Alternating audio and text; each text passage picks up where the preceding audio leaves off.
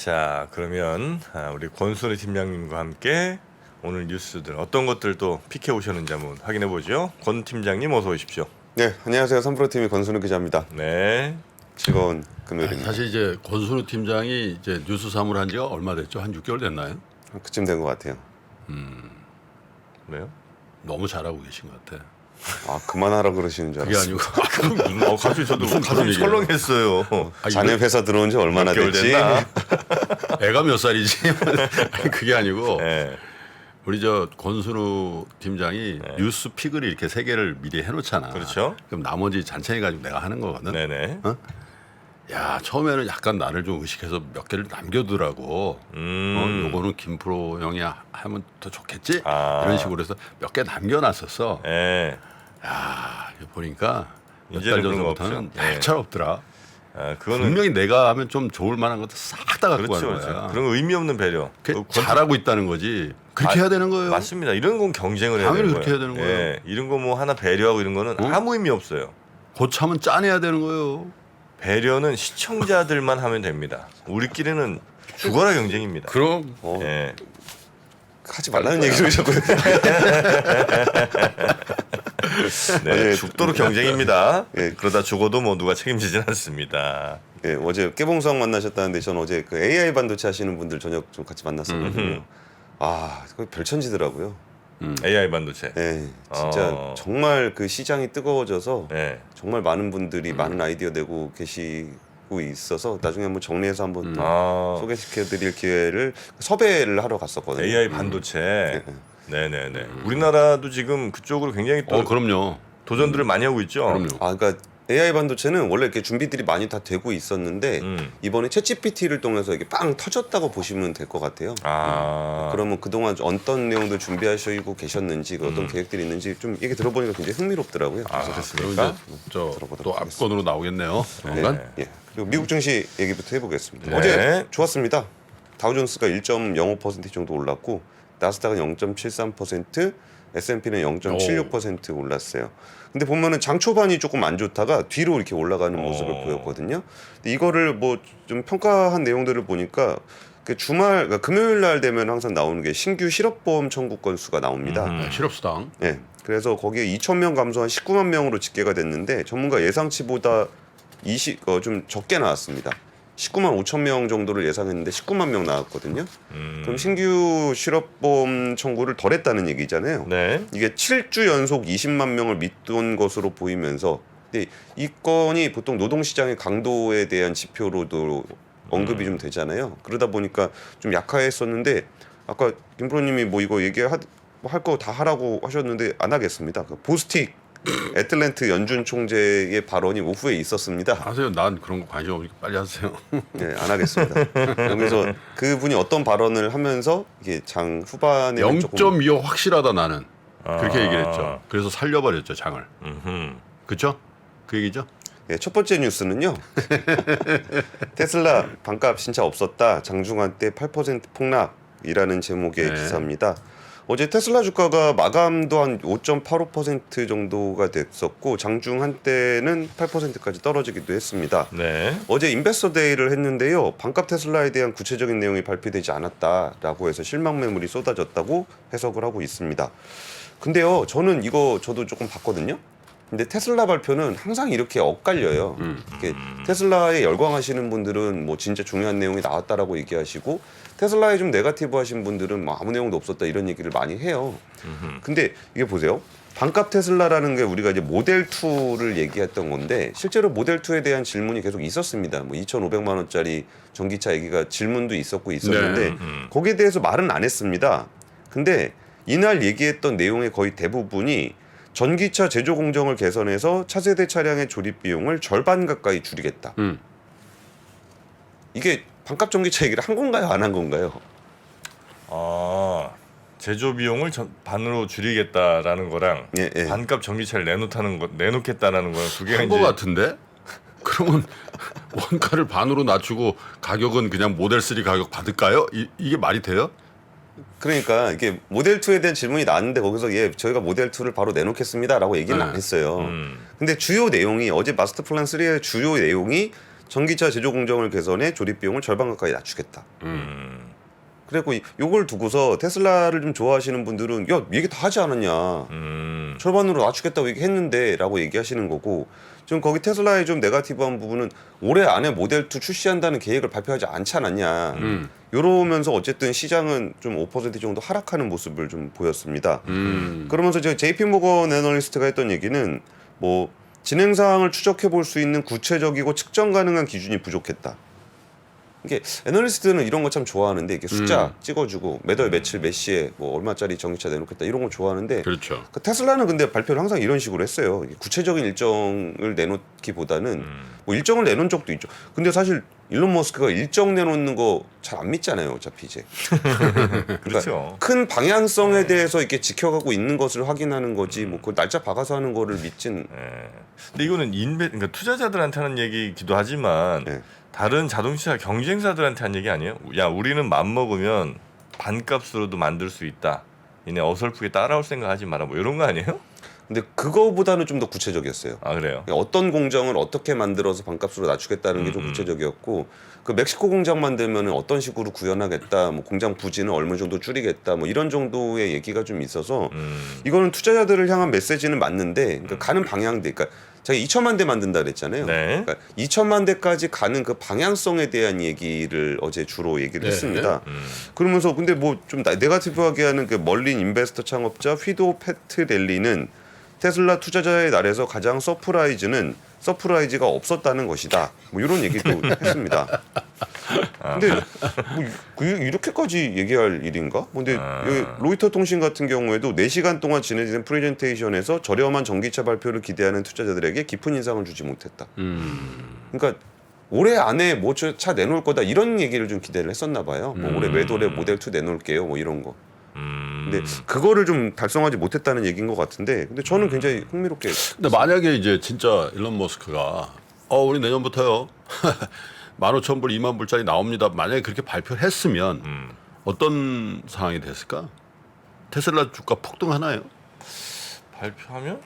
근데 또 저는 일론 머스크 말을 믿냐 또 이런 얘기 했을 거예요. 뭐 올해 안에 내는다 그러면 내년 한 하반기쯤 나오겠구나 이런 얘기하는 사람도 분명히 테슬라의 있거든요. 고민되는 지점이 그건 것 같아요. 왜냐하면 그렇게 만들 수는 있을 거예요. 아마 제가 볼 때 조금 싼 배터리 쓰고 뭐 이렇게 해가지고 네. 그러면 이제 모델 3 이상의 것들에 대한 카니발을 어떻게 할 거냐. 그 얘기도 있었어요. 그러니까 테슬라 역시도 자기 모습에 빠질 수가 있거든. 예, 그죠? 맞아요. 네. 그래 테슬라가 중국 차하고 경쟁하는 구도를 만들어준다. 그랬을 때 테슬라가 최종 위너가 될 수 있을까? 그런 거죠. 그러니까 예를 들어서 하반기에 뭐 25,000불짜리 차 내놓는다 그러면 지금 모델 3 Y 팔리겠냐? 그러니까요. 그러니까 지금 그렇게 구체적으로 얘기를 안 하는 거다. 뭐 이렇게 해석하시는 분들도 좀 그 있었습니다. 테슬라의 일론 머스크도 가볍게 생각할 부분이 아닐 거예요. 저가 차에 대한 완전 그 공세적인 입장을 취했을 때 예. 궁극적으로 중국 전기차 저가 전기차하고 이제 승부를 내야 될 텐데 가격으로 그게 가능하겠냐? 근데 그게 이제 2천만 대를 목표로 하고 있거든요. 연 판매를. 근데 2천만 대를 목표로 하려면은 저가 차량을 안 팔고는 2천만 대 달성이 안 돼요.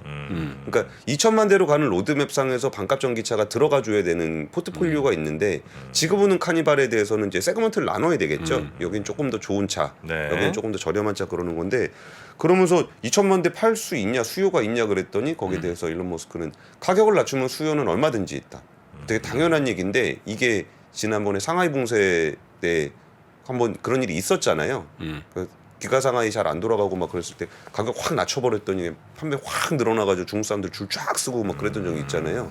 그런 경험이 있다 보니까 이 얘기가 허투루 들리진 않거든요. 근데 어쨌든 이거를 모델 2 이번에 나오는 거야? 이런 관점으로 좀 보셨던 분들한테는 좀 실망스러울 수도 있을 것 같고 2천만 대 판매를 어떤 식으로 달성할지에 대한 얘기를 해줬다는 측면에서는 굉장히 좀 흥미로운 발표였습니다. 다른 전기차를 비롯한 다른 완성차 업체 주가를 한번 오늘 보자고요. 그게 테슬라의 저런 발표가 어떻게 네네. 반응하는지. 가격이 반이 아니고 부담을 반으로 줄이겠다 뭐 이런 말장난 아니었을까요? 예전에 등록금을 반값 등록금만 부담을 반으로 이렇게 하고 한 오른 거에 한 20%만 깎아주고 이런 기억이 얼핏 납니다. 오른 거에 50%를 네, 깎아준다고요? 그랬던 기억이 얼핏 나네요. 아, 네. 반값 등록금에서도 500만 원짜리가 250만 원이 되는 게 아니라 아니고 50만 원 올리려 그러는 거 25만 원 깎아준다. 그렇죠, 뭐 이런. 그렇죠, 그렇죠. 그 반값 부담, 네. 부담을 반으로. 아, 자, 그러면 두 번째 뉴스도 가볼까요? 예, 그 네. 양회. 중국의 양회가 이제 열립니다. 네네. 이게 사실 중국이 이제 글로벌 경제로 얼마나 복귀하느냐가 최대 관심사잖아요. 그래서 이제 양회를 하는데 중국의 국회라고 할 수 있는 전국 인민대표대회 전인대하고 국정자문기구인 국민인민정치협상회의 정협. 이 두 개를 양회라고 하죠. 여기에서 이제 그 시진핑 3기 체제의 당정군의 체제가 완성이 되는 그런 날입니다. 그리고 이제 시 주석을 중심으로 이제 그 당 수뇌부 인선들이 마무리됐고 여기에 이제 전인대 수뇌부까지 인선이 마무리가 되면은 이제 시진핑의 장기 집권 체계가 완성이 된다라고 보고 있는 거고요. 사실 뭐 이런 정치적인 얘기는 이제 정 프로님이 잘 아실 거고 중국 통을 이렇게 네네네. 섭렵하신 아유, 정말 이 중국은 그들의 통치 체제, 지배 체제를 정확하게 이해하지 않으면 그 뉴스들을 제대로 이해할 수가 없습니다. 그쵸. 네, 우리 조영남 교수의 중국통 그거 한번 시리즈로 쭉 이어보시면 중국에 대한 이해, 공산당에 대한 맞아요. 이해를 완벽하게 하실 수 있습니다. 딱 6개월 만에 정프로 네. 친중됐죠. 제가요? 지중. 지중. 예. 아 중국을 이해를 해야죠. 중국을 알아야 됩니다. 예. 알아야 이길 수 있습니다. 극중, 지중 앤 극중입니다. 중국을 먼저 알고 그 다음에 극복하자? 극복합니다. 자 그리고요. 예. 그 리커창 총리가 이제 퇴임을 하잖아요. 근데 예. 퇴임하기 전에 마무리로 우리가 좀 관심 포인트는 경제 성장률 목표치 얼마 제시하는지예요. 사실 중국이 작년에 좀 잘 못했죠. 작년에 5.5% 안팎의 목표를 제시를 했다가 실제로 3%밖에 못했는데 성장률을 중국이 보면은 경제 성장률 전망치를 제일 정확하게 전망하는 국가잖아요. 전망을 잘하는 건지 갖다 맞추는 건지 모르겠지만 어쨌든 중국은 경제 성장률 전망치를 내놓으면 거의 지키는 수준이 그 전까지는 계속 되어 그렇죠, 왔잖아요. 그렇죠. 그러다 보니까 이제 경제 성장률 전망을 얼마로 할 것인가를 이제 우리가 다 관심을 가지고 있는 거예요. 근데 얼추 한 5.5 정도 하지 않겠느냐라는 전망들을 하고 있는데 그 CNBC가 국제기구와 투자은행 17개 외국 기관이 내놓은 성장률 전망치를 다 모았어요. 그랬더니 적게는 4.5에서 많게는 5.8, 평균은 5.21 정도였다고 합니다. 가장 높은 전망치를 내놓은 데는 이제 프랑스 소시에테 제네를 여기가 한 5.8 제시했고요. 여기서 이제 경기 반등, 그러니까 부동산 경기 반등하고 위드 코로나 전환이 GDP 성장세를 개선할 것이다. 그리고 기저효과 3%에서 올라온 기저효과가 있을 것이다라고 전망을 했고요. 가장 낮게 보는 데는 S&P하고 옥스퍼드 이코노믹스 그리고 BNP 파리바 거기가 4.5 예상했습니다. 근데 여기서 좀 네거티브하게 예상하는 쪽은 거의 비슷한 얘기인데 그 중국 정부가 공공 재정의 부담이 큰 상황에서 대규모 부양책을 펴진 않을 것이다. 라는 것이 주요 논거였습니다. 그래서 이런 부분들을 이제 보면은 중국의 리오프닝과 관련한 기대감을 경제 성장을 전망을 어느 정도 제시하느냐를 가지고 좀 판단해 볼 수 있지 않을까 싶습니다. 아, 네. 자 중국 가리키는 대로 성장률이 나와줄지 그것도 한번 좀 살펴보겠습니다. 세 번째 뉴스는요. 기금 고갈 빨라지는데 역대 최악의 수익률 국민연금 80조 날렸다. 저는 이런 기사 별로 안 좋아해요. 네. 날렸다 뭐. 네. 네, 증발. 그리고 80조라 그러니까 엄청 크잖아요. 네. 근데 우리가 굴리듯이 하는 굴리는 게 아니니까 한 900조 되는 돈 굴리다 보니까 이렇게 되는 건데 그냥 우리가 요 숫자 보고서 한번 그냥 같이 평가를 해보죠. 나의 계좌 수익률과 함께 비교를 같이 해보시면 좋을 것 같습니다. 기금이 이제 국내 주식에서 마이너스 22% 물렸습니다. 작년에 어떠십니까? 정프로님 마이너스 22. 22? 예. 딱 그냥 시장만큼 한 거 아니에요 그러면? 시장이 지금 밑에까지 비교를 해드렸는데 24.89. 이겼네. 시장보단 조금 시장보단 낮죠. 벤치마크 대비해서 한 2%포인트 정도 이겼네. 예, 예. 네. 저보단 못한 것 같아요. 아 그래요? 네. 어. 나한테 맡기. 왜냐면 저는 작년 그 전에 이미 많이 빠져나갔고 아. 작년엔 그렇게 빠지지 않았어요. 예. 근데 국민연금을 정프로님한테 맡기면은 네. 정프로님 사시는 그런 주식을 못 사실 거예요. 아, 그냥 그 회사들을 다 인수해 버리셔야 될 거예요. 그건 안 되지. 그건 안 됩니다. 예. 해외 주식을 기준으로 보면은 마이너스 12%인데 글로벌 주식시장 상승률 연초 대비 마이너스 17.9%. 해외 주식 여기는 마이너스 12%. 저거는 해외 주식의 그 최종 수익률이 원화 베이스일 테니까, 예. 그죠? 원화 베이스 테니까 저 환율 이펙트를 좀 감안하고 봐야 되는 거 아니에요? 왜냐하면 해외 주식에 더 까졌을 가능성이 있는데 원화로 환산을 해보면 저 정도. 그 이제 작년 성적? 예. 작년이면 그렇게 했네. 근데 환으로 먹은 것도 먹은 거잖아요. 뭐 결론적으로 뭐 그렇긴 한데 예. 우리 업계에서는 그렇게 먹었다고 인정 안 하죠. 아. 예. 뭐야, 저 환. 그러니까 저걸 이제 벤치마크하고 비교하면 안 되는 거 아니냐 이거죠. 아, 벤치마크. 네. 예, 그럴 수 벤치마크는 있겠습니다. 달러 텀일 테니까. 예, 예. 요거는 달러 기준이고 요거는 원 기준이니까 예, 뭐 그럴 수 있을 것 같습니다. 네. 여기서 문제는 이렇게 김프로님 보시면 아시겠지만 주식 마이너스 난 거하고 채권 마이너스 난 거로 같이 있다는 게 중요한 거예요.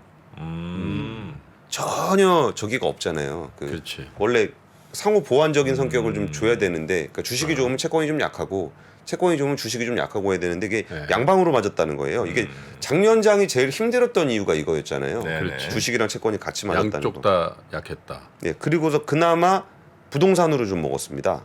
8.9%. 부동산도 하는군요. 예, 근데 대체 저거는 또 좀 뜯어봐야 될 게 저 대체 투자라는 게 뭐 이런 거거든요. 미국의 뭐 부동산을 산다든지 네, 네. 아니면 미국의 송유관을 산다든지 뭐 그런 건데 저게 그 투자 회임 기간이 굉장히 길어요. 예, 예. 그래가지고 그 평가를 어떻게 하느냐에 따라서 물론 이제 정교하게 했겠습니다만 저건 실현손익이 아니라 사실 그 평가상의 평가손익이죠. 예, 평가손익일 텐데 대체 투자의 평가손익이라는 건 사실은 그 잣대에 따라서 매우 예, 유동적일 수도 있는 거죠, 사실은. 김프로님을 평가위원으로 보내야 되겠어. 너무 깐깐하시다. 이런 선생님 냈으면 그냥 좀 제가 남을 평가를 잘해요. 기금 설립 이후에 연환산 수익률은 5.11%, 예. 5.11%. 그러니까 기금 설립이 88년에 제도가 됐으니까 그 이후에 5.11%면은 어느 정도로 평가하시겠습니까? 다시 한 번만요. 얼마요? 88년도에 네. 제도 설립됐다고 하고요. 예. 기금 설립 이래 누적 연환산 수익률은 5.11%다. 지금까지 88년 이후에 누적 연환산? 이게 88년 이후를 기준으로 한 건지는 잘 모르겠어요. 그러면 좀 실망스러운데. 기금 설립 이래. 그러니까 그렇죠. 그러네. 그건 좀 실망스러운데. 한 35년 동안 예. 그 성장하던 우리나라에서 5점 몇 프로? 에이. 아, 여기 이제 깐깐하네. 이 깐깐 맛집입니다, 여기. 네. 작년 손실 고려해도 최근 5년간 151조 원 플러스 운용 수익.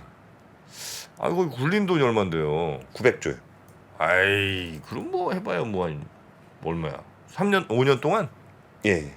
그럼 뭐 몇 프로 못 먹어? 다른 데하고 비교를 한번 해봐요. 그러면 네덜란드 국민연금이나 저 아이. 일본이나 뭐 캘퍼스나 뭐 이런 것들. 왜냐하면 제가 늘 말씀드리지만 펀드 매니저의 평가는 세 가지거든요. 절대 수익 플러스 마이너스.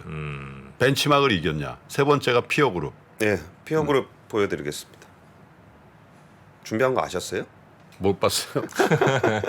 중간 정도 했습니다. 캐나다. 중간에 했네 정말. 작년 한 해. 예, 예. 노르웨이가 마이너스 14, 네덜란드 마이너스 17, 일본은 마이너스 4, 캐나다 마이너스 5, 우리는 마이너스 8.2%. 욕하거나 칭찬하기가 딱 애매하게. 애매하네. 어중간하게. 참. 오케이. 아유, 다행입니다. 깜깜 맛집에서 중간 정도는 평가 받아서.